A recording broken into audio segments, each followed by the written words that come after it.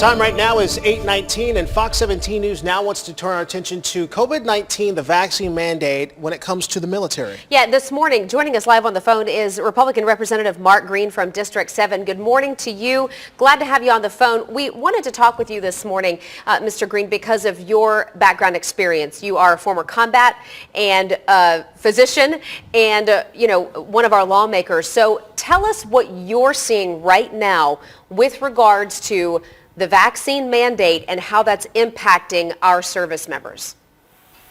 Well, Jennifer, thanks for having me on. And the big issue right now is just the number of individuals who are choosing not to get the vaccine, and what the impact is going to be to readiness sort of downstream. Our military has the purpose of creating deterrence, and following Afghanistan and some of the other missteps that have happened, layer onto that 10% of the force being threatened to basically, just imagine 10% of our military, our active force, being discharged. What the impact will be to readiness. The National Guard, it's upwards of 50%. Wow. The last check I had, only 38% of the National Guard had been vaccinated. So this is going to have a massive impact. You look at the law enforcement across the country. You look at hospitals closing obstetrics wards because of nurses choosing not to get the military, this is going to be a massive hit to our ability to deter our enemies. It's going to have a negative impact for our country. U.S. Representative Mark Green joining us on the phone. So, Representative, what is the contingency plan based on the deadlines? Because I do know there are some deadlines that are quickly approaching. I'm not sure the Biden administration has thought through that. Secretary Austin and, of course, Admiral Kirby yesterday said they're going to compassionately execute these.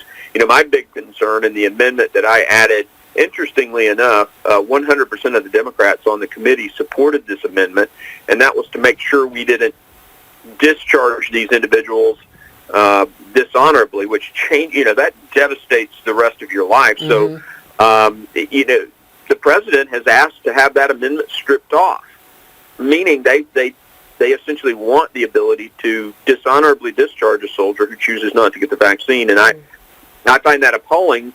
I understand the requirement of a commander to want his soldiers, to have his soldiers be airmen, Marines, sailors, be vaccinated. I get that. When I was active duty, I both received a large number of vaccines. I was in special operations, so we got even some extra ones, and I even gave those. But this vaccine's slightly different in that, first, I think it's safe. I want people to understand that.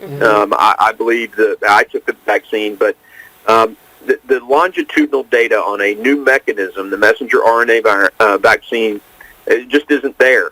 And we know that natural immunity, much of the studies are showing it's equal to the vaccine right now. So with the data we have, throwing out a person who has natural immunity just because they don't want to risk, without longitudinal data on this vaccine, is really foolish, I think. So that would be something you would want to see happen, give our military that option of either getting the vaccine or showing that you've already had COVID and you therefore have those antibodies. Representative Green, we really appreciate your time this morning. We know how busy you are. You've got votes and meetings and whatnot scheduled. So thank you for your perspective on that. We hope to talk to you again in the near future. As AJ was mentioning, we've got more deadlines rolling up. We certainly do. So we're going to keep you updated as we learn more what happens with our military as we move forward.